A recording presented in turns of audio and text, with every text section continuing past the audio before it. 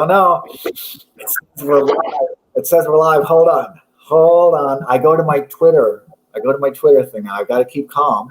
So, I'm going to press this, and I'm going to discard that. This is like so exciting for me. Hold on. There we go. We are live. Yeah, cool. We did it again. This is my 14th time now, and I don't trust technology. And I just get so excited. It's like a Christmas present for me every time that I see that it works. So I'm really excited about it. So thank you. Twitter always breaks down as well. What is that? And Twitter always breaks down as well. You never can tell. It does. So thank you so much. This is really exciting for me. Thanks for having me. I'm looking forward to the conversation. Yeah, we actually started this conversation. Do you know it was almost a year ago? I was looking at some of our old messages. Did you know that? It was a very long time ago. It doesn't feel like a long time. It was a very lots of things happened in the year, and when lots of things happen in a year, they seem a lot faster than they are. Yeah, I didn't realize time had gone that quickly. So, because a year ago, I tweeted to you that you should write a book. Do you remember that? I do remember that. I was actually writing a book while you were tweeting that to me. Oh, were you really? Stages of planning, but you certainly helped move it along. Yeah. So when did you start your book? Like how long did you start your book? Actually, my book, I'd say, I started thinking about writing a book during the James Damore scandal back in 2017. That was when I first started getting some of these sources inside, Google and a few Facebook sources as well. Yeah. It was right during that period. Does anyone remember James Damore, just for the context for people who don't know, was this Google software engineer who wrote a memo that he circulated inside the company objecting to what he called the groupthink and the one-party state. He said this dissent inside Google wasn't tolerated. And it was interesting, he phrased it in very sort of it was very politicized, but he phrased it in non-political terms. He said, no matter who you are, whether on the left or the right, groupthink isn't good. We need multiple perspectives to compete against each other. Otherwise, our products will suffer, our services will suffer, they'll grow more biased, people won't trust them. And I think Damore's been proven right over the past 3 or 4 years, although obviously there was a massive backlash against him inside Google and he was fired. But anyway, that's when I started thinking about writing a book, because for the first time ever, I suddenly got a huge number of inside sources inside Google, inside Facebook, employees who were dissatisfied with the direction of the company, who worried that Silicon Valley was giving up its old ideals of, decentralization and user empowerment. Yeah. But I toyed around with it for a while, and I started seriously writing it, I'd say, in late 2018. Yeah, and now we have to go backwards, because now I'm going to ask you to introduce yourself. Would that be all right? Even though can we kind of go all the way back to the beginning? Yep, sort of put the cart before the horse there, started talking before introducing. Yeah. So I'm Allum Bokhari. I'm the senior technology correspondent at Breitbart News, where I've worked for 5 years now. Published a number of scoops from inside Google. If any of you saw that 1-hour tape that went all over the media a couple of years back with the chief executives of Google and the co-founders lamenting the election in 2016, that was me. It was published in Breitbart, and I'm coming out with a book later this month, September 22nd, called "Deleted: Big Tech's Battle to Erase the Trump Movement and Steal the Election." If you look in the top left corner, you'll see a link to the site where you can pre-order it. And it's sort of a political book. It's the title's a little bit political, but I think the content inside it and the stories that my sources in Silicon Valley told me about actually really go beyond politics, because they capture a kind of moment in history when this new communications technology, the internet, is sort of shifting from a very sort of free, open, decentralized beginnings to a more tightly controlled space, moderated by these a handful of monopolies. And it's interesting to look at how that happened and why that happened. Yeah, it's amazing. And, I read the book, right? And thank you so much for giving me an advanced copy of it. And it's really an excellent book. So I knew it was going to be excellent because you've gotten so many great leaks, going all the way back. and some that were actually very significant to me in ways that you might not have known at the time, which is one of the Facebook leaks about how they were training the AI with the language and the contractors. And I don't know if you recall that because you've gotten so many. The hate agents list that you're referring to. What is that? So, was that the hate agents list you're referring to when they were putting everyone on a list and monitoring? Yeah, that was an interesting one. Because they weren't just monitoring these people's behavior on the platform, but they were monitoring their behavior off the platform as well. So if you did something that Facebook didn't approve of on, say, YouTube or Twitter, they'd put that in the log and they'll count that against you. Even there were a few people on the list who had attended the wrong sort of political rally, attended rallies alongside extremists, and that got them on the list as well. So it was really interesting because a lot of the staff that they rely on are actually contractors, and some of their own internal permanent staff also. And it really had nuances to how they incentivize and promote that type of behavior. So they're really incentivizing their employees to be kind of Javert-ish, right? And to really have like a really dogged pursuit against, these people. And I think Candace Owens, if I recall, was within a different league, was one of the people that they were kind of in hot pursuit of. So it was really interesting because it really showed the way they were incentivizing it to me as I come out of kind of a corporate executive world, the way they were incentivizing it and the way they had kind of built a whole corporate culture and structure and probably compensation structure on top of that. Yeah, one of my Facebook sources said that a lot of employees inside the company, I guess, like the more people with more control freak personalities who like to, wield power, it was very exciting to a lot of them that they were able to. Facebook gave them the ability to influence politics, even if they weren't necessarily American citizens. They could still influence U.S. politics by influencing the policies of Facebook. And what fascinated me about that hate agents list was the fact that there was an Australian senator, Fraser Anning, who was on it as well. And it's really interesting to see how power is shifting away, I think, from traditional power structures, elected representatives, bureaucrats, traditional national governments, and towards these giant corporations. I think if you want to affect political change these days, a lot of activists are now turning to the private sector to achieve their aims and not to government, not to the old democratic processes. We see gun control activists turning to banks, asking them to stop doing business with gun manufacturers and gun stores that don't adhere to certain regulations. And we see people turning to Facebook and YouTube to police speech instead of turning to the government or trying to reform laws in that area. I think you just get faster results from corporations these days, and they actually wield a comparable level of influence over society that national governments do. You said everything I wanted to say. I've got nothing left to say. That you're so right. I've been thinking about this for so many years. I started thinking about Google and about kind of the way media was suppressing things that I didn't even realize, I guess about 8 years ago, because I knew there was a humanitarian crisis, and I knew within Greece, on the island of Lesbos, where they were holding kind of an internment of immigrants as they were traveling through, and it became this huge humanitarian crisis, and it was just an enormous amount of cruelty that was going on there, and I'm pretty familiar with it.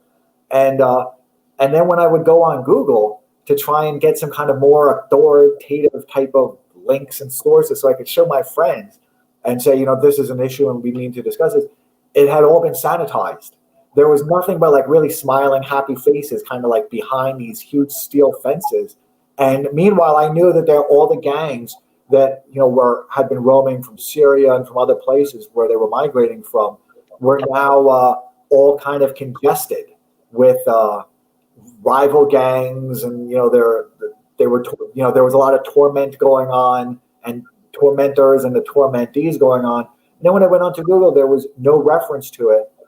And then going into the election, I saw how much embedded Google was becoming into the Hillary Clinton campaign, into the State Department, and into the Center for American Progress, and I guess it was called Groundworks.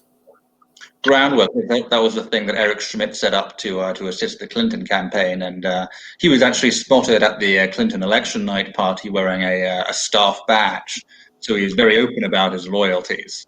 I think this feeds directly into the Google tape that I mentioned earlier in the Periscope. This post-election tape of all the Google executives: Sundar Pichai, Larry Page, Sergey Brin, discussing the election on stage in front of their employees and taking questions just a few days after it.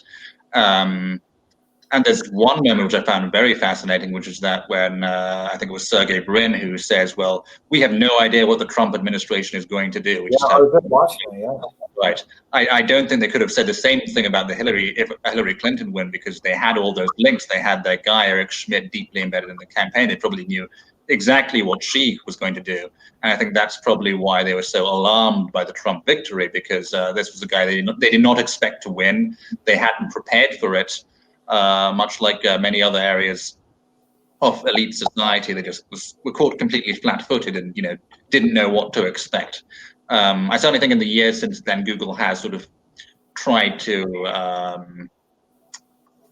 like spread its influence, spread its wealth among the establishment Beltway conservatives in DC. So it's certainly less of a partisan thing now, but certainly at the time they were heavily invested in a Democrat win, and had very few links to the Trump campaign.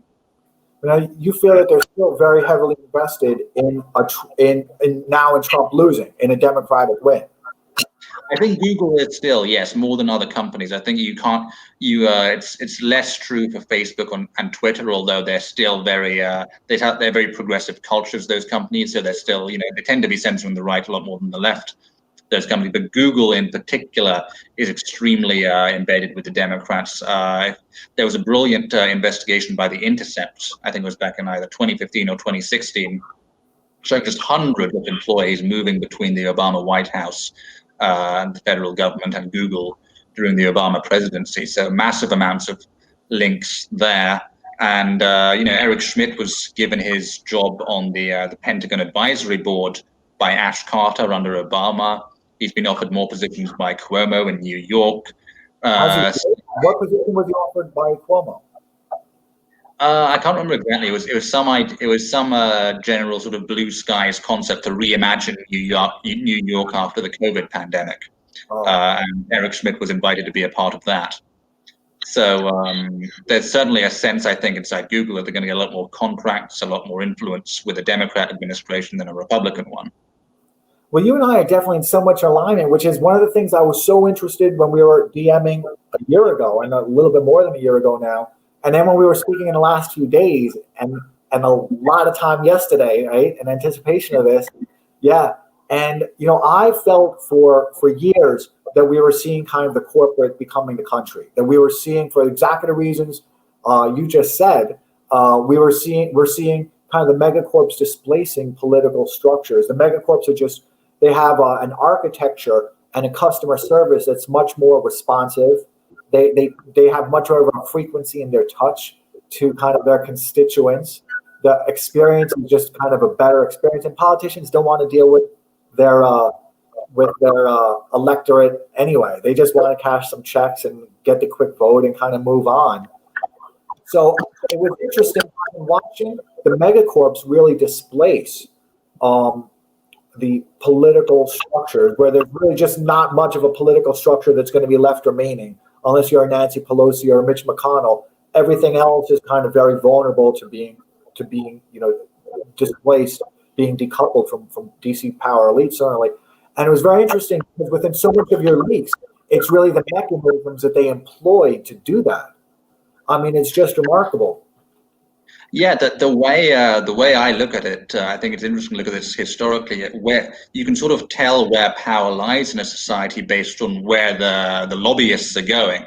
So back in the pre-democratic era, in the medieval era, you'd have people called courtiers who essentially show up at the king's court and lobby the king or the nobles to get what they want.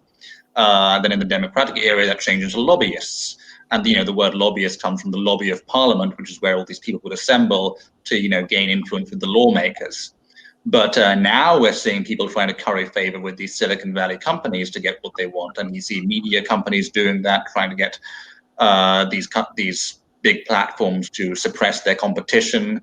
You see governments trying to get these platforms to carry out their policy aims, and even suppress their ideological competition. You see think tanks. Think tanks, used to be purely about influencing the government. Now they're also about influencing the tech companies. The Atlantic Council, this hugely influential foreign policy neoconservative think tank, is now helping Facebook with their so-called election integrity around the world. So all of the people who used to look to government for influence and look to government to achieve their policy aims are now looking to the tech giants, at least as well as government, if not as a replacement for government. So it's certainly a very interesting shift in power that we're living through. Yeah. But of course, the fascinating thing is, as Aaron Swartz said back in 2012, these companies are not. And by the way, you've got to look up this speech from Aaron Swartz. I think it was in 2011 or 2012. He warned that corporations could ultimately pose a much bigger threat to free speech on the internet than governments, because they aren't bound by laws, they aren't bound by corporations, they don't have to protect your rights in any way. We've seen that happen over the past 4 or 5 years. He was very prescient in those predictions, and I always come back to them, and I quoted them in the book as well. They're definitely worth going back and giving a listen. Yeah, so the thing that I'm really fascinated by is, and I even tweeted when we were discussing it right before, is that I always wonder, or I guess for the last 20 years we've been in Afghanistan, I wondered what would happen when people just got sick of it and wanted to get out and really demanded that we get out of Afghanistan and stop committing so many lives to it and stop, disrupting so much of the Middle East and so much of the world and wasting money. And, it's just a horrible thing. And what would happen? And so when I look at kind of this Trump phenomenon, I think of Trump as more of a wage earner revolt within the United States, right? Just a wage earner revolt. And also just kind of a lot of war exhaustion and just kind of lie exhaustion and feeling that there's an inaccountability. And so I see social media and the big corporations not only displacing the kind of political operation, what I call a people operating system. So I always wondered what would happen if people just said, that's it, we want an end to war. And now we know.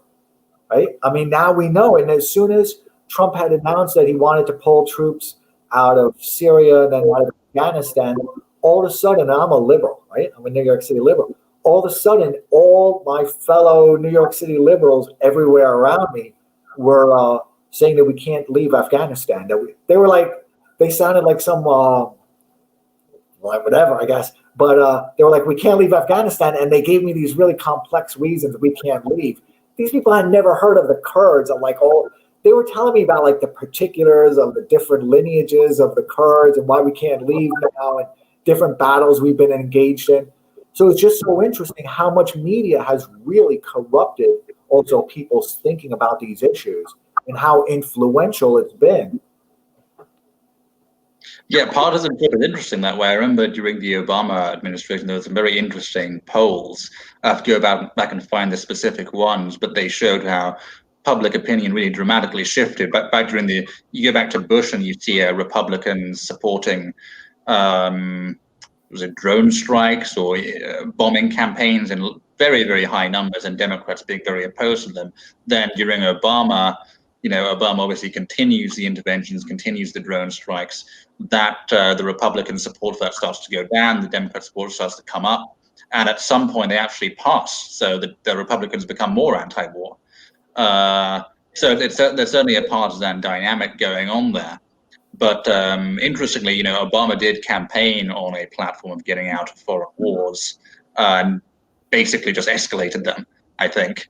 Yeah, he definitely did. Back in 2008, I was a liberal back in 2008. I thought his anti-war message was pretty good. I certainly thought the Bush foreign policy went far too far. So I was a big Obama supporter back in 2008. But he didn't really do anything on that front. I think Trump has been genuinely dangerous to the establishment in terms of the foreign wars angle, which is why you saw the deep state pushback in a way that you didn't really see with his predecessor. Yeah, it's interesting also, and I really want to get into your book, but this is just like the conversations we were having the day before, so I'm glad we have a chance to continue it. So it's really interesting because, the deep state, I've kind of redefined what I think the deep state is. I don't think it's just kind of a lot of people who are on pensions or have kind of sweetheart deals working within government, and they've got a kind of a family ancestry of working within the State Department. It's when I see Facebook is also, gets billions of dollars a year from the pharmaceutical companies. So not only have they turned a switch off against, I guess, maybe Republican or conservative voters, where they've turned kind of that switch down, but they've also turned it down if you're have any objections to vaccines or anything else. I mean, the pharmaceutical companies are spending billions of dollars a year through Facebook because it's such an effective through Facebook groups where they can do medical, type of things. I'm really into this stuff, and I'm not an anti-vaxxer. I don't even know what it is, but I have seen them actually turn off any ability for people to have discourse about vaccines, and now that just continues with COVID. So very anti-science, I think, because the scientific consensus always evolves. It's never really fixed. So when you're shutting down debate, you're really saying, well, there's this whole idea that the science is ever settled on any particular issue.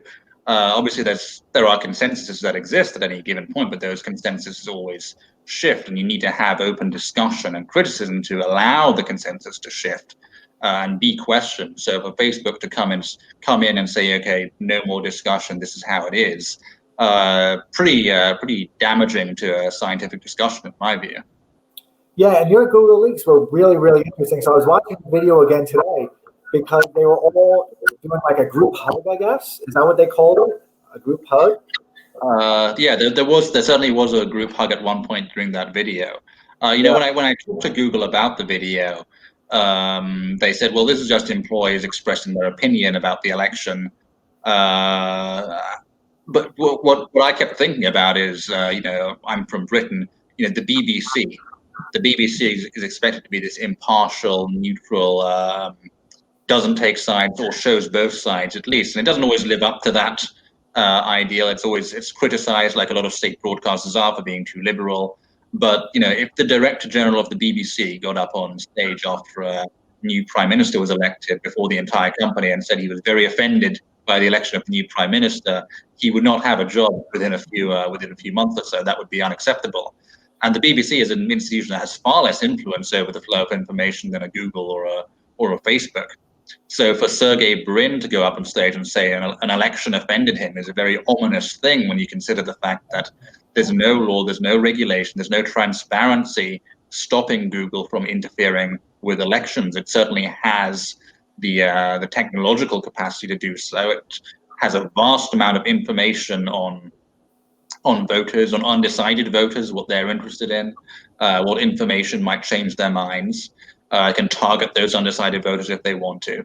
And this is something that goes really beyond the Trump election or Republicans versus Democrats. Do you want a company to have that, intrinsic power to influence precisely the kind of voters who might prove influential in a swing state, or might be able to carry an election, either a presidential election or even a governor's election or a congressman's election? What if there's a particularly anti-Google Democrat congressman who has a very, very small margin of victory, and Google decides, well, I don't like that Democratic congressman, they're pushing legislation I don't like, so I'm going to go and find all the undecided voters in their district, find out what they're interested in, and bombard them with information that's going to push them over to their opponent's side. Google certainly has the capacity to do that. We know they do. We know they have this vast amount of data on every individual. And I think it's, no matter where you are on the political spectrum, the idea of a single company having that amount of unaccountable power should be very disturbing if you believe in democracy and free and fair elections. And I think a lot of people don't. And again, I see some comments here, and I want to make sure I'm responsive to. But the first one I see, thank you so much for being here, Generator 16. If Adam says your work is excellent, wow, it is excellent. It truly is excellent. I'm writing my own kind of history, but it's much different. I'm very interested in this moment in time and how, what I call the fastest roll-up of power in history. And it's so comprehensive that you can kind of get lost in the complexity. And you can just create too many categories, or I can create too many categories, and it just falls into a quagmire.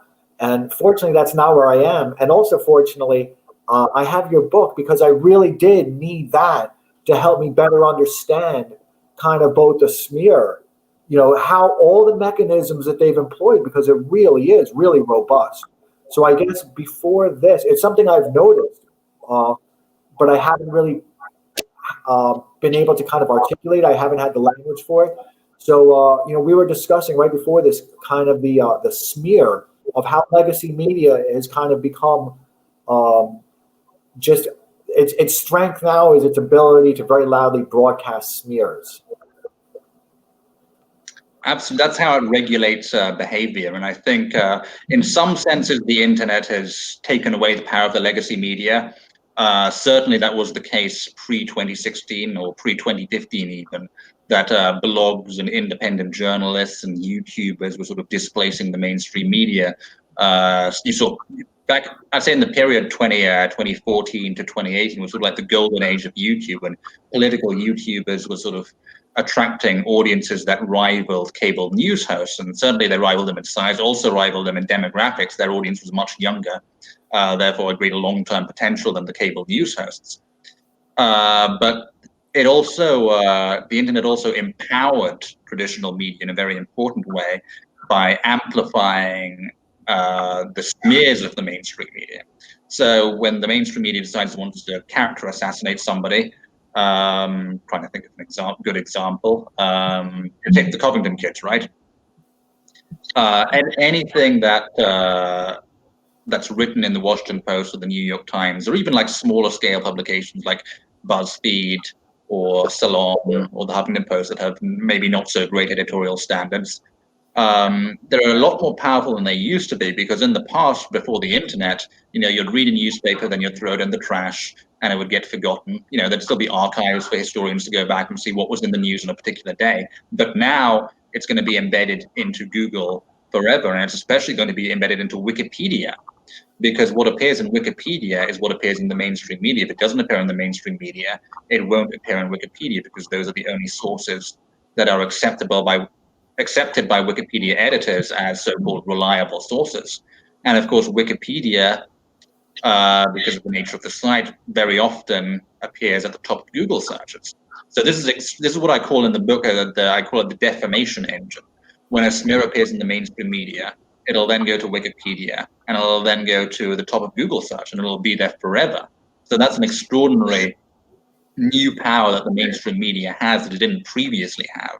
So even though the internet has weakened the mainstream media by allowing lots of competitors to emerge, it's also strengthened their ability to smear people and use that power to control behavior.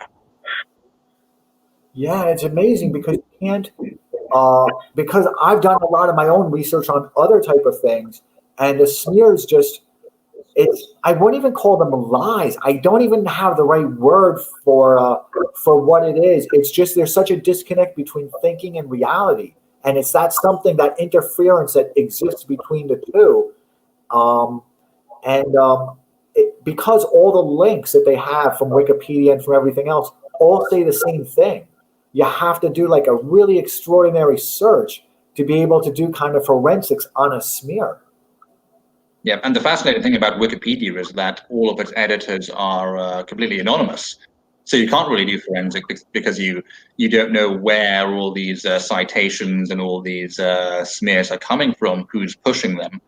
It could be any number of interest groups you could imagine might be operating on Wikipedia at this time. You don't know which editors are paid professionals who are just paid to stay on pages and make sure only one narrative stays at the top of Google search. We just don't know because they're all anonymous.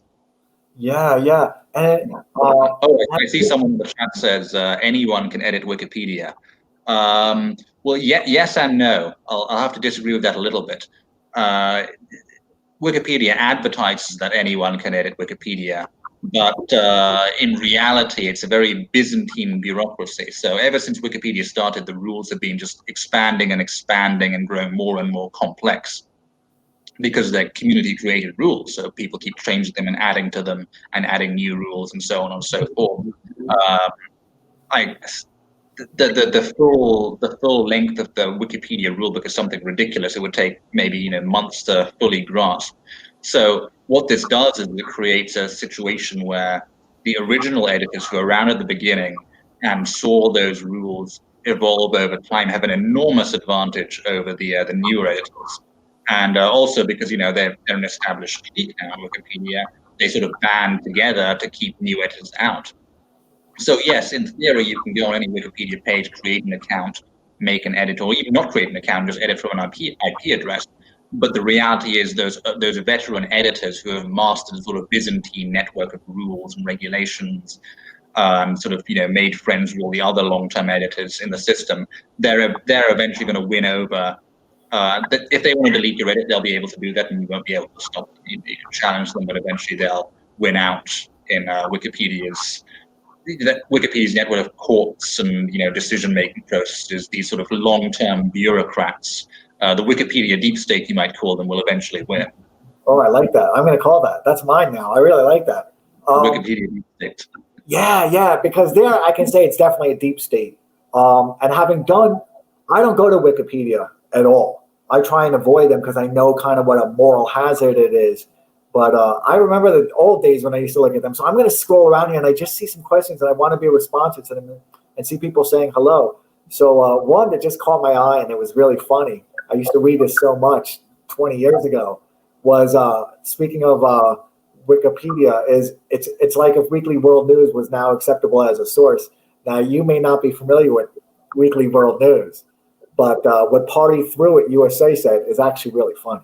Because that Weekly World News was outrageous. It was bizarre. And it would talk about how Hillary Clinton was having an affair with an alien and how Bill Clinton went up on a UFO because he wanted to kill the alien on Mars. It was just really, really great. So thank you so much for being here, Deborah Stem. And Deborah says, Google used this power to sway votes in 2018 as per Dr. Epstein. So Deborah's referring to the work of Robert Epstein, the former editor of Psychology Today. He's really the best researcher on the effects, and I interviewed him for the book as well. He's probably the best researcher on the effects of search engines on political decision-making. He's the one who's shown that biased search results can affect undecided voters, change their opinion by double-digit margins, which is a huge, enormous amount. And he's even tested this in real elections. I think he did a test of the Indian elections a few years ago. So he's showed the enormous influence that search engines can have. And we're talking, tens of millions of votes here. And this is why the subtitle of my book is Big Tech's Battle to Erase the Trump Movement and Steal the Election. I do believe that they absolutely have the power to steal the election, to influence the vote. And this is a problem that goes way beyond Trump, but it's a problem that, challenges American democracy itself. And I think 2020 is really going to be the year when we see this power used to its full, because it wasn't used to its full in 2016. I think the tech giants, like a lot of elite society, were complacent. They didn't think Trump was going to win. They didn't think they needed to do too much to stop him. And this time around, it's really going to be the revenge of the elites and using all of their power to get Biden elected. And for the first time ever, we'll see what a truly politicized Google can do. Yeah, that's interesting. And I'm going to be responsive to this. And thank you for asking this question, Guy Mishy. So I want to make sure I answer it. Nope, that wasn't that one. Hold on. It was this one. Adam, did you get red pilled? No, because nowhere in this conversation are we really talking about GOP or Democrat, right? I'm anti-war. I want our wars to end. I think our wars are destabilizing us. And we're just creating this horrible disequilibrium, and tyrannies always turn inwards. So I want to end that. And whether that's facilitated by the Democrats or the Republicans or however it occurs, however it's facilitated, I'm with that party.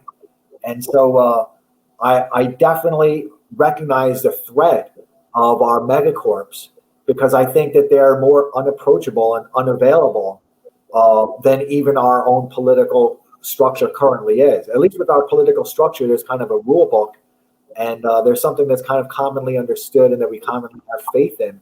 While as one of the things that you've written throughout your book is how the algorithms just are unavailable. I think you call everything basically a black box. Everything is just a black box. And there's no contribution to We know that there's some sort of algorithm that determines what goes at the top of the Google search results or what goes at the top of a Twitter trending page or Facebook's newsfeed, but we have no idea how these companies make those decisions. We can't see behind the curtain. And certainly in the past, there was some objective criteria that went into it. The Google search results will be determined by a mix of what's relevant, what's new, what's popular. But we know they've been adding political considerations because back in 2018, I obtained the YouTube controversial query search blacklist, or at least I obtained some of it. I obtained some of it actually as Zachary Voorhees, who's just here, a very brave Google whistleblower, obtained most of it and then published it. But that was where they were essentially taking this file and adding search terms into it. And as soon as they added the search terms into it, and these are very politicized search terms, by the way, we're talking about search terms like abortion, like Federal Reserve, even the names of political candidates. And as soon as they added those words to the list, it completely reordered the search results on YouTube so that only verified, pre-approved sources from that YouTube had vetted would appear at the top of search results. So we know they are manipulating political search results. We just don't know how widespread it is or how the technology really operates. So it's interesting, and thank you so much for being here, Zach. I'm going to schedule with Zach, but I'm really excited to have a discussion with Zach. This stuff is just so interesting to me, and I've always been a bit of a futurist. So I can't really say much of this is kind of a surprise to me in a way that I would not have expected. I just could not have imagined it like this. I couldn't have imagined it as much violence as we're seeing now. And I expected a lot of violence, but I couldn't imagine as much coercive force, as much disruption, really as much cruelty as we're seeing now. I knew that, the Democratic Party now being kind of a home for a lot of the neocons, I guess, or now being very welcoming and very congeniality to the Max Booth and everything else. I knew that they were going to have difficulty kind of retaining their kind of legacy base. I didn't expect them to kind of employ some of the measures that they've taken to really try and regain some of the lost voters. I didn't expect them to be as forceful on the constraints of speech, really is what we saw in Europe. So within Europe, I was watching what they were doing for the last 10 years. It's hard not to. And I was just thankful that it wasn't happening here. And now I see it happening here with as much force and velocity as happening there. And there's also, I'm kind of a bit of an expert, I suppose, within parts of China, within the finance, within the culture, in certain parts of it, particularly in the finance and certain operations within it. I didn't expect to see their social credit system so quickly be used as kind of the template to be rolled out here.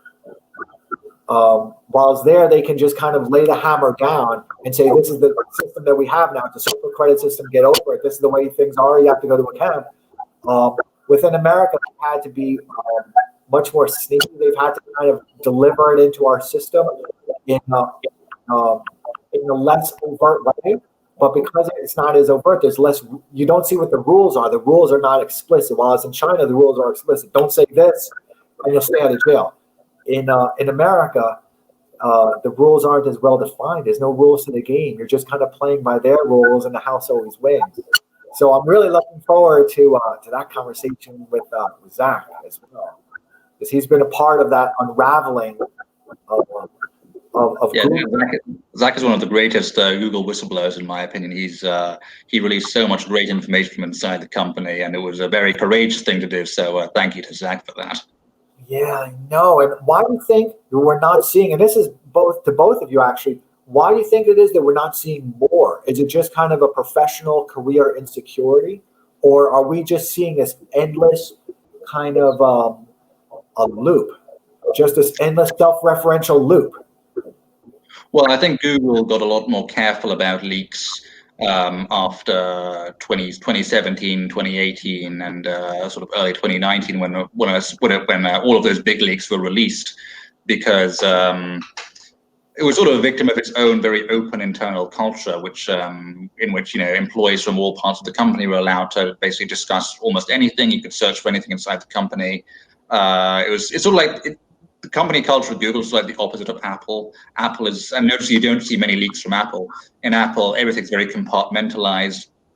Not a lot of communication between the various departments. Inside Google, on the other hand, everyone communicates, which created, when Google became politicized, it's created the perfect environment for leaks, which is why we were able to learn so much about the company, which was very good that we did. This is a Google is, a company that loves to know absolutely everything it can about all of our lives and our interests. It was good that we were able to see inside the company and learn what they're interested in, what they're doing as well. But you said a couple of interesting things. First of all, you mentioned Europe. And I think Europe is an interesting contrast with America, because in America, I think the reason we see people turn into the private sector, turn into corporations, and especially the left at the moment, there is a bit of a political divide here, is because you still have the Constitution. You can't just regulate speech. You can't use the government to clamp down on speech you don't like. And especially the establishment needs to clamp down on speech at the moment, because the internet did allow this window for genuine challenges, genuine threats to the establishment to emerge. I'll get into a bit more of that in a second. But in Europe, you don't have a constitution. So what you saw was governments sort of remaining dominant, taking control of social media, passing laws, making social media platforms enforce their speech regulations and do what they wanted them to do. So I think in Europe, the relationship between social media platforms, big tech companies, and the government is very much on top. But in America, it's less clear. I want to take some more questions because I see some really interesting things here. And first, let me say hello to Rising Serpent. So thank you so much for being here. Namaste. And they ask, is there such a thing as blockchain search engine? That's fascinating. I actually haven't heard of a blockchain search engine. There was a blockchain alternative to Twitter in development at some point. I think it was called Twister. I'm not entirely sure what happened to that. Blockchain search engine I haven't heard of at the moment, no. I know some people have discussed it as a concept, but I'm not sure if one currently exists. Yeah, I'm not sure if I would be interested in kind of a Twitter alternative that's like on a blockchain or something, because Twitter needs kind of that mass that it's got right now, and it needs that intellectual weight that it's got right now, and it needs kind of some filter of bad content, right? Content that I just don't want to see. And so I understand there's different ways of doing it with federated nodes and stuff like that, but that's kind of burdensome. I like the system as it works. I would just like there to be more transparency. I'd like interrogating an algorithm kind of to be a human right.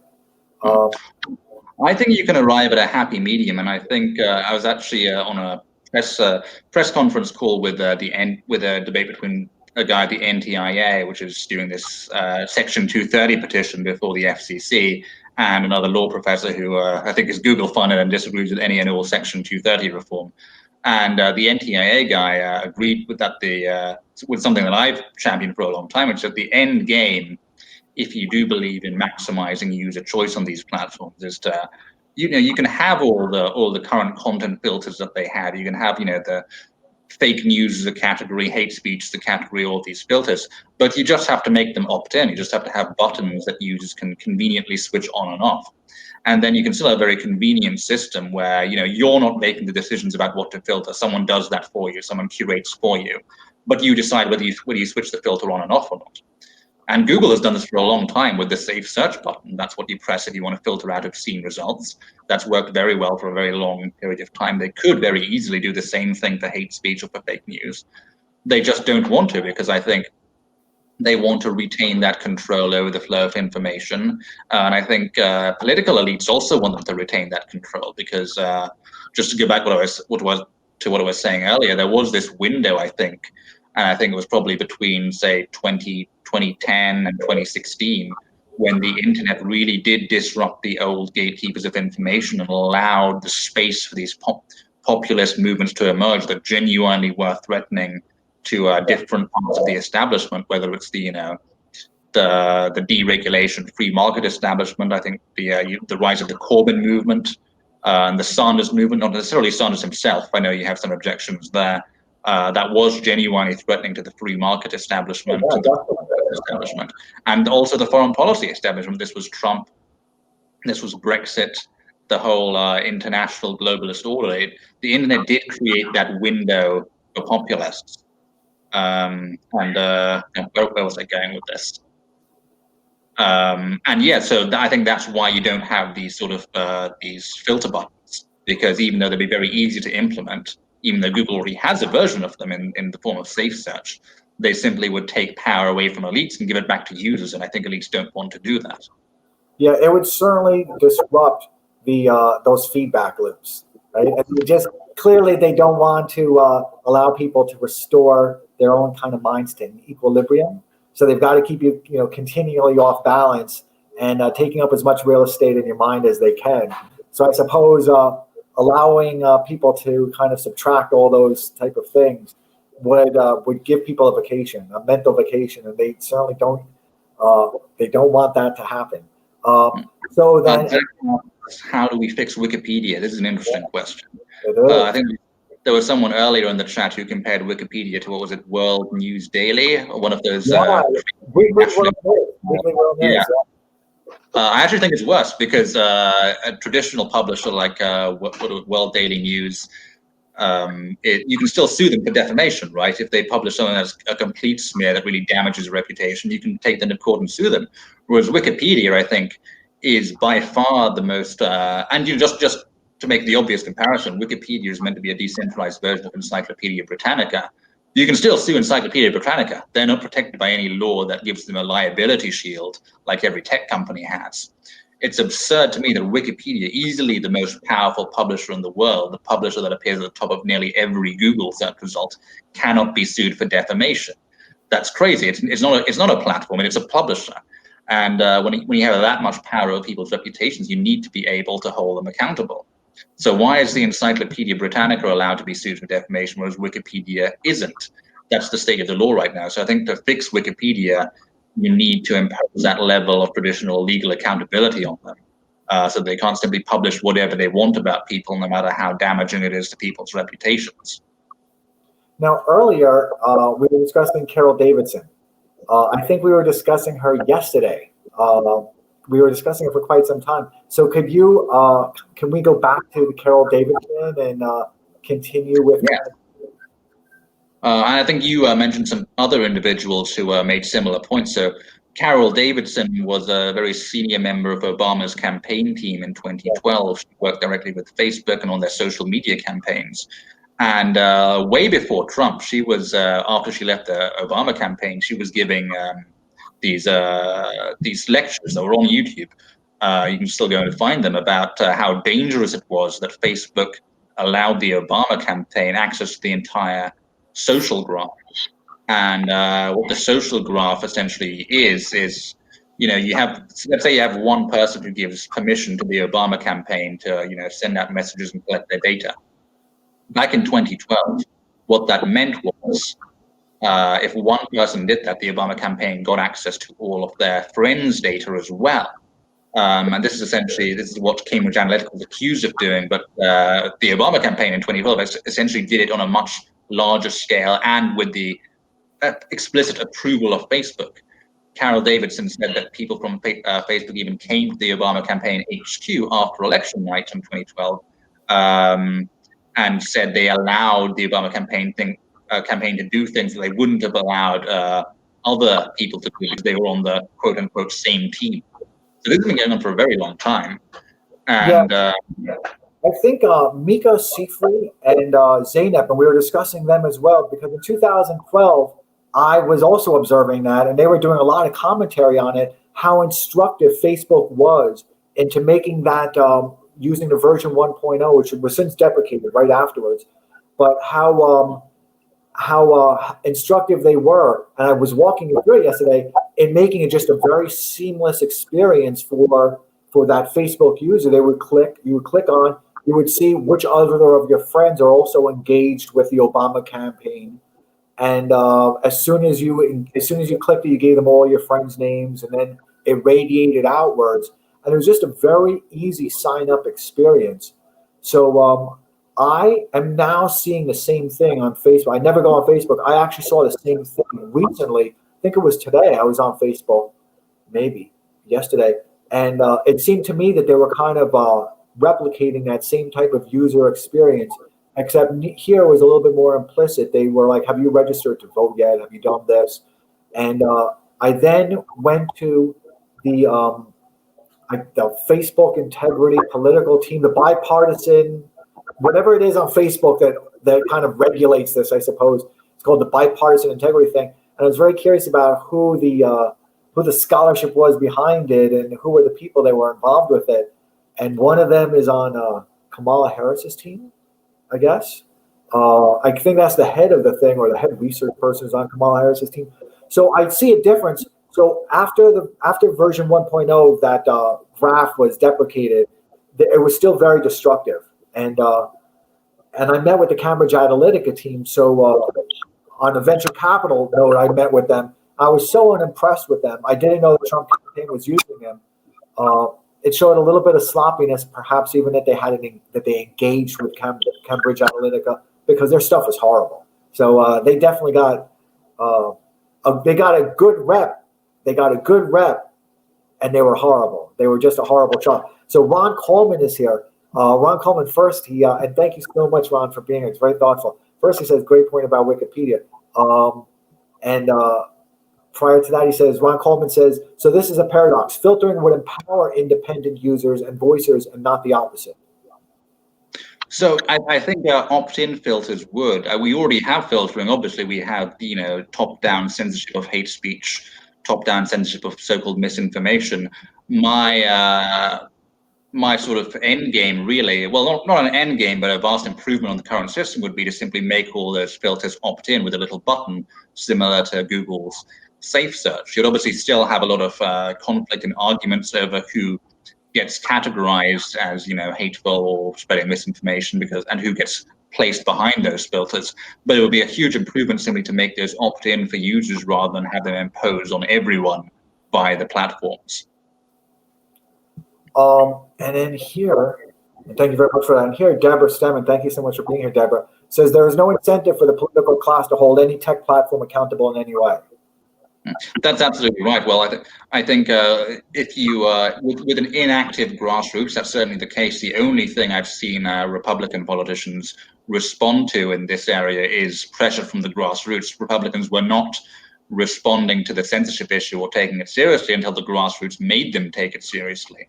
Before Zuckerberg came to testify before Congress for the first time, it was actually because of the Cambridge Analytica scandal, which, by the way, is amazing to me. It kind of shows you how savvy the Democrats are about these sorts of issues. I bought the stock for the scandal, just so you know. I think the stock was at 130 or something. It's now almost 300, 295. I bought the stock knowing that it was going to permit greater consolidation of Facebook power, because now they were going to be the sole gatekeeper as opposed to relying to all these kind of outside agencies that were kind of middlemen brokering Facebook info. Right, that's pretty smart. I wouldn't have predicted that myself. But back in where was I going? So Zuckerberg was hauled before Congress, I think, for the first time in 2018. It was before both houses, the Senate and the House. And first of all, the Republicans controlled both houses at that point, and it's amazing to me. And again, it shows you how further ahead of the Republicans that the Democrats were on these tech issues. They were able to get Zuckerberg before Congress on the Cambridge Analytica issue, whereas Republicans did not show similar initiative in bringing the tech companies before Congress on the censorship issue at any time before that, even though they controlled both houses. But one of the things that stuck out for me during that hearing was, for the first time ever, we saw people like Ted Cruz and other politicians taking Zuckerberg to task over censorship. And I can't remember which lawmaker it was exactly, but they said that they got more letters from constituents about the censorship issue than any other issue ahead of that hearing. So the one incentive for the political class to hold tech platforms accountable is the grassroots. So this is why I always say whenever we're on a conservative talk show that taking money from a big tech company needs to be as unacceptable to the Republican grassroots as taking money from Planned Parenthood. And I certainly hope that the Democrat grassroots take a similar approach, because these companies are threatening to all of American society, all of American liberties, no matter who you are, no matter where you are on the political spectrum. Well, I've been persuaded for many years. I guess now it's been my theory, kind of, at least 10 years, maybe 20 years, is that the megacorps were kind of taking over. So I'm fascinated. And although it's kind of impossible, I suppose, to be, I try and be a disembodied intellect. And rather than be offended at every single place and get outraged, I don't really allow myself to emotionally engage in any of this. And I just watch all of this. So I was not surprised to see kind of the passiveness in which Congress treated Zuckerberg. I thought it was good for campaign solicitations, but it wasn't, to me, persuasive in any way, because they have so much enforcement ability on Google in terms of inversion taxes. And there's just so many ways that they could really prosecute Google or Facebook or any of them, Uber. And a lot of them do the same thing. So part of your book, the later part, is really about kind of some of the other mechanisms that they employ, both to permit anonymity, but also to kind of pierce the veil of anonymity, which is like, screen captures, key logging, just a lot of ways that they can kind of synthesize all the information they're capturing and kind of figure out who you are and then micro-target you. And yeah, so this is one of the scariest things I discovered from my sources. I talked to someone who worked in ad tech, and ad tech companies, they're the companies that sort of gather mass amounts of data and use it to develop profiles on people so they can better target them with ads.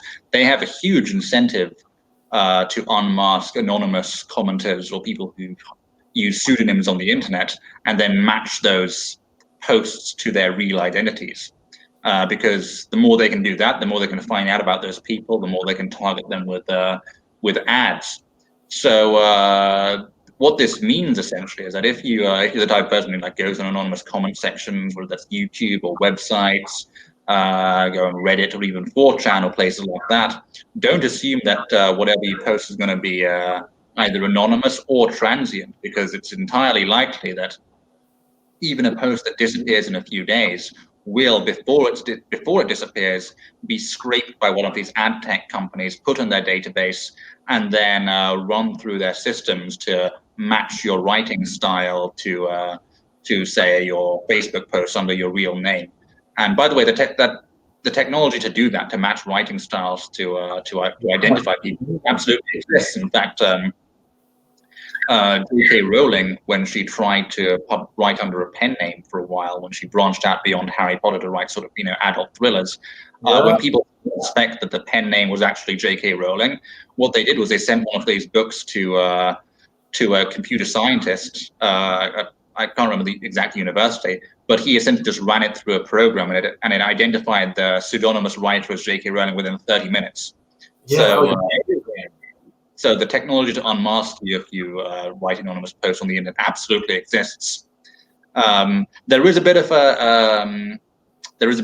hope here, because if the technology to unmask you exists, the technology to conceal you also exists. So I think the people who value privacy need to get together and start building technologies to actually mask your sort of unique giveaways in your post. It could even be a browser extension that automatically changes your writing style.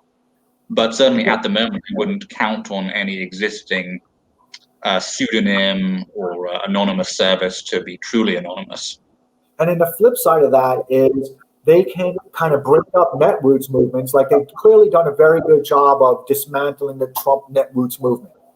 And a lot of, your book is really about how they focused on kind of the Trump voter, right? Kind of what I call again, it was a wage earner revolt and kind of war exhaustion, that they really wanted to grassroots them out and instead reassemble their own grassroots, which is what we're seeing now, I suppose, where they kind of reconstituted to one that has a real potency to take down wars or to keep Trump elected, to one that is essentially politically impotent. And so they can kind of micro-target and dismantle the Netroots movement, and at the same time, they can assemble their own grassroots movements and mobilize them. Yeah, and it's kind of hard to remain dispassionate here because it really was a remarkable period in human history, the early age of the internet. This was genuinely an unprecedented era of freedom of information, where all you need to do to access a global audience or build a new political movement was to have a laptop and an internet connection, whereas that's been entirely taken away over the past 4 or 5 years.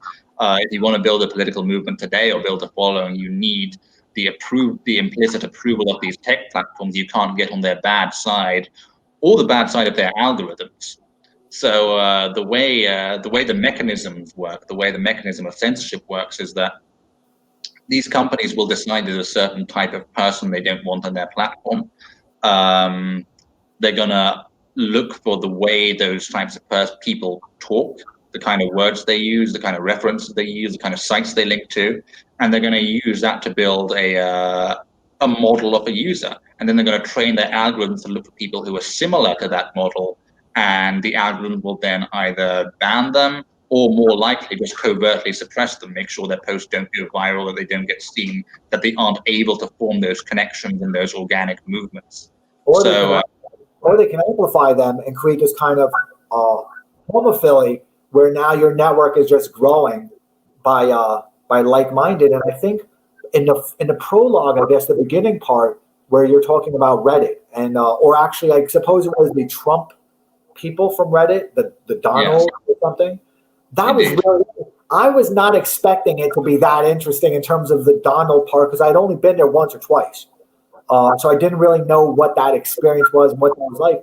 It was really interesting the way in which they kind of demobilized, how thoroughly they really infiltrated the Donald. I guess is that what it's called, the Donald?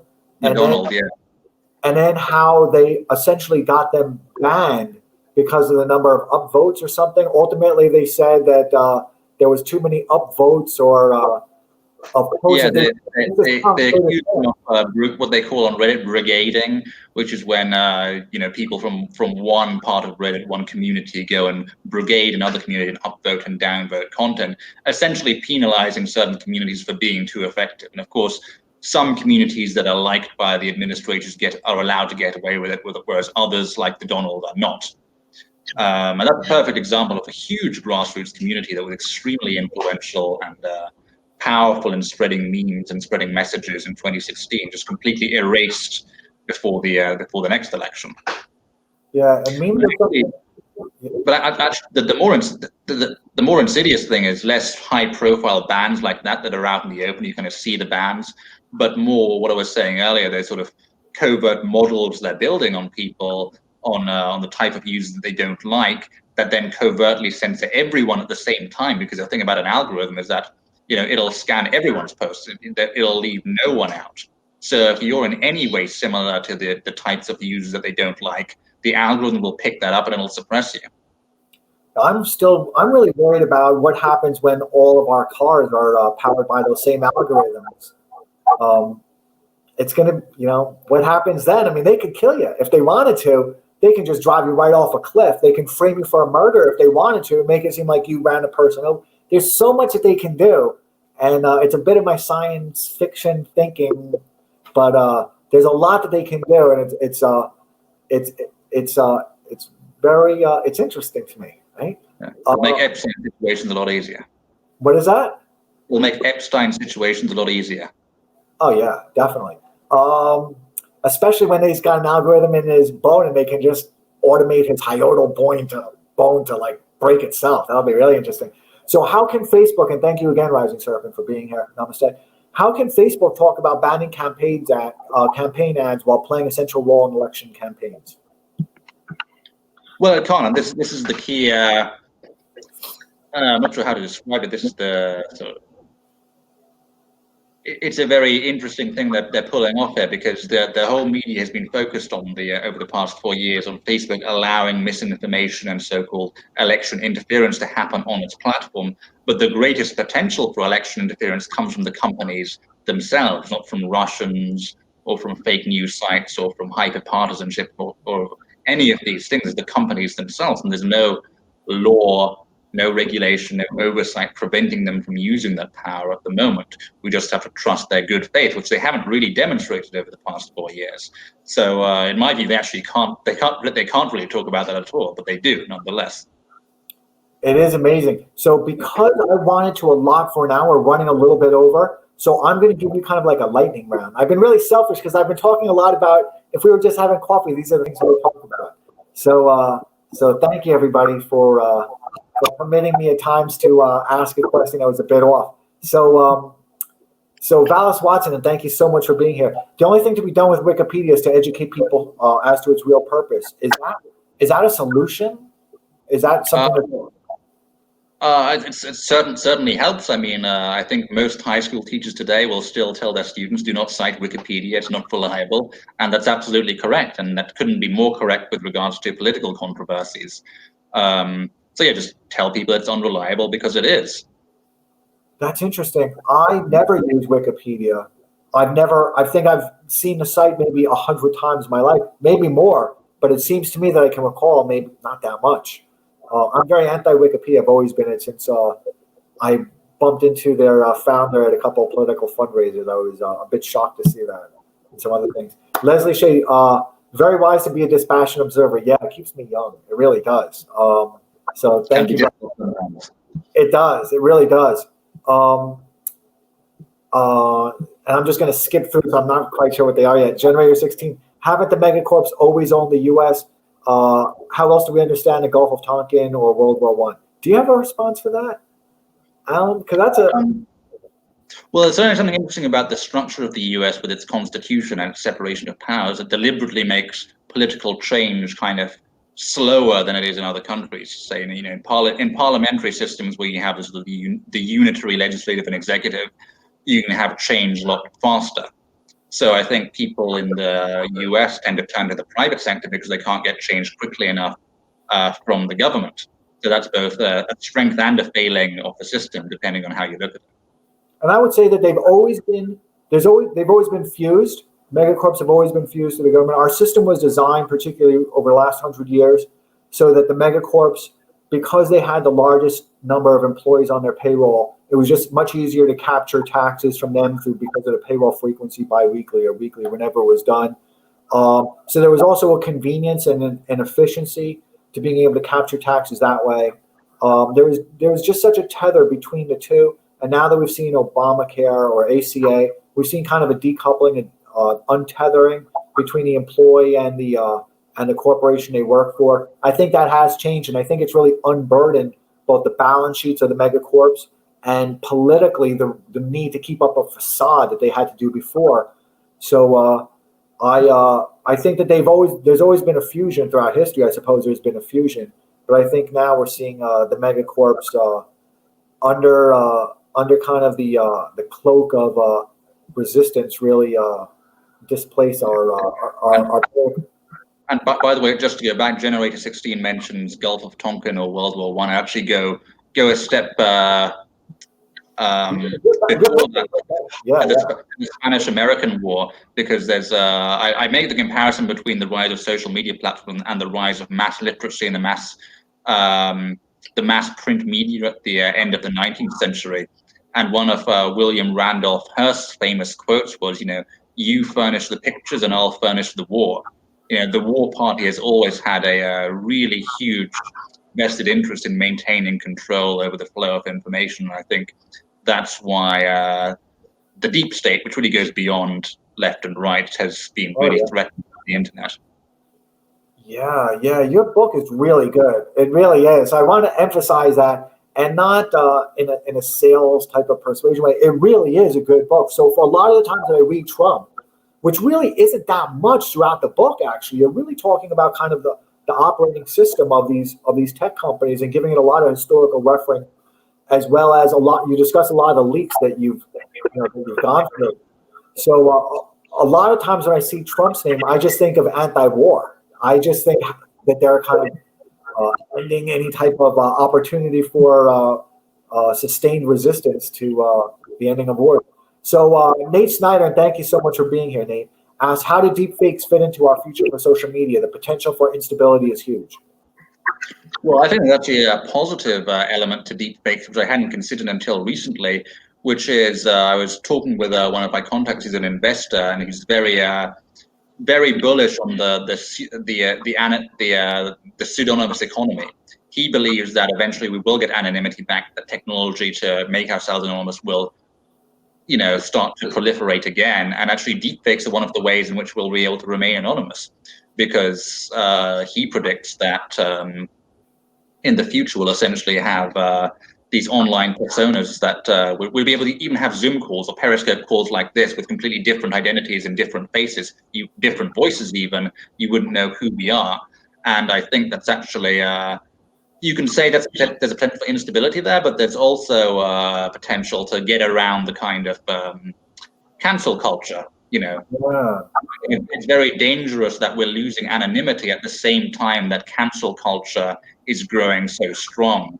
Even the founding fathers, used anonymity to their advantage to discuss the Constitution, because they could make arguments they couldn't make under their real identities. So anonymity has always been valuable for political debate, for challenging old taboos, old conventions, old consensus. And I think if deepfakes can help us regain some anonymity, that would be a good thing. Antonio Reese, LA, and thank you so much for being here. Says create a movement to click on AdWords and never buy anything. I don't know whether that would be effective, though. I'm pretty familiar as an investor with some of the companies, although it's never been a space I've invested in deliberately. Although the funds I have probably have, and I don't think that works. They're very, very deep, and it's that's not going to be effective unless. What's your feeling on that? Yeah, I couldn't really speak to that. I'm not. You're probably more of an expert on this than me, but certainly they're very good at detecting that kind of manipulation, I think. So it's a good thought, but probably wouldn't sink them. Yeah, and then McCad guy, and thank you so much for being here. And please tell me how you like those great courses books, those great courses series. I know you and I have both enjoyed them. When do they go after the financials based on social credit score? It's not a social credit score, it's a social credit system. And there's really quite a difference, and I've written a lot about it. And one of the reasons I've been writing about China so much on Twitter and kind of distilling my own internal notes from my family office is so that people could have a much better view of how they were a leading indicator. So everything that you're seeing in China is really a leading indicator for what's happening here. And I can talk about TikTok, and I can go back to talk about Yiming, who was the founder of ByteDance, and his relationship to the Chinese Communist Party. And there's just so many things to talk about. But long story short, their system is ideal for their people operating system over there. And what we're employing here is kind of this makeshift megacorp oligarchs battling it out. But eventually it gets pretty close. I don't think we're going to have the physical coercion. We're never going to have the physical coercion, the implied violence that China always has. There's always an implied threat of violence in China. So I want to make sure that I'm scrolling through everything. On the credit score point, one of the things one of my sources talks about in the book is how every social network will give its users a quality score. And if that quality score drops below a certain point, then you're off the platform. And Uber and Lyft and PayPal and all these companies will have a similar score for their users.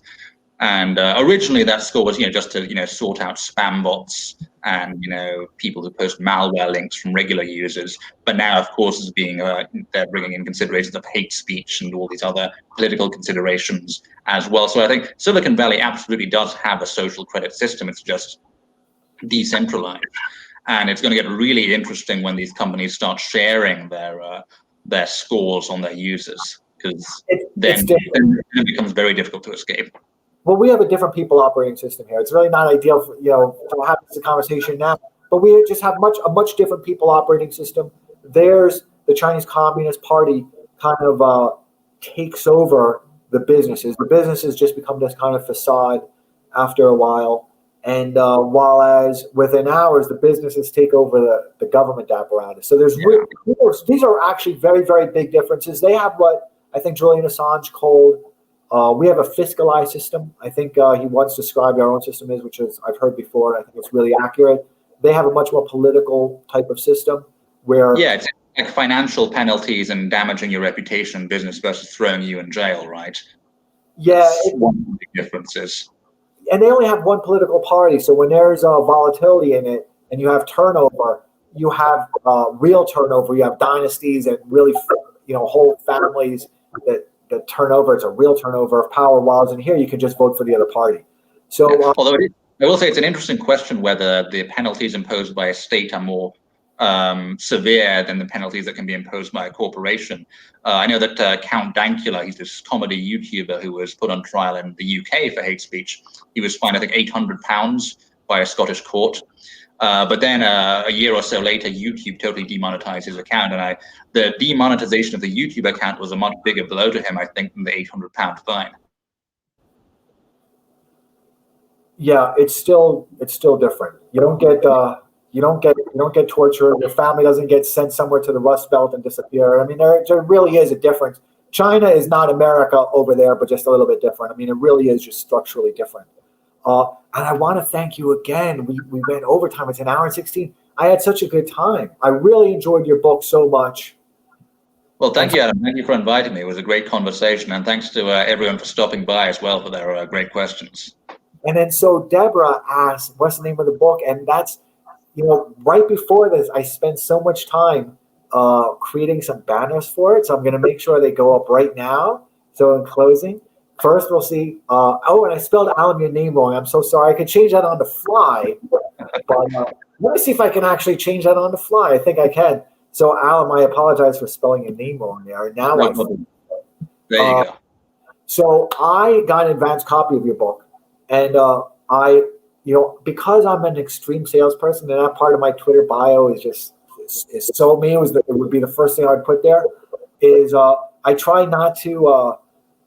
I try and hold myself back because otherwise I just get very passionate and emotionally kind of persuasive. Your book really is excellent.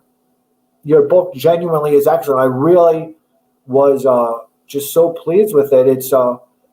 It's interesting. I had forgotten. I had forgotten about all the leaks. I forgotten about the Candace Owen things. I forgot about the Ted Cruz.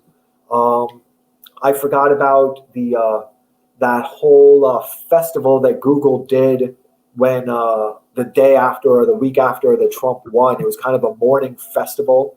I had even forgotten some of the other things that maybe you had even forgotten in advance of the book was how people were complaining that any criticism of the Federal Reserve should be kind of withdrawn from Google search algorithms.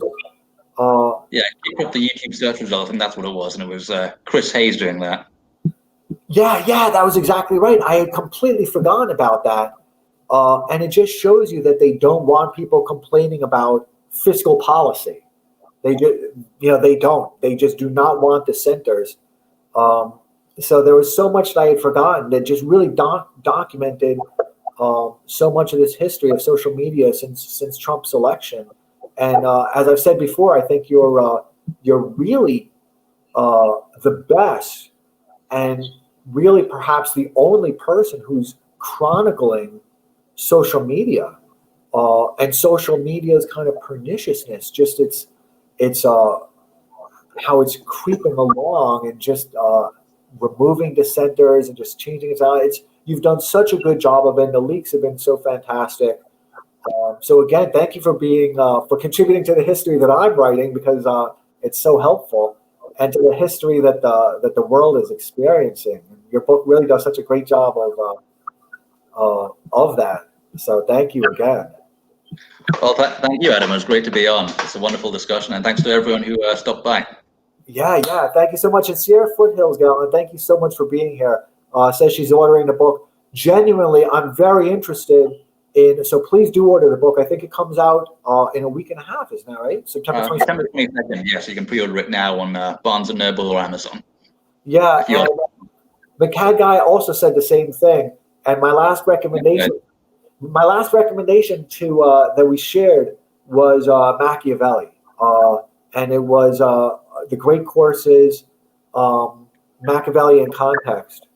And I know you enjoyed that because I really enjoyed that as well. So I'm really happy that you enjoyed that.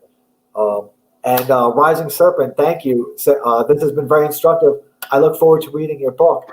Good, I'm glad. And please, again, Rising Serpent, and you're very influential on Twitter as well. So I'm very interested, and all of you are.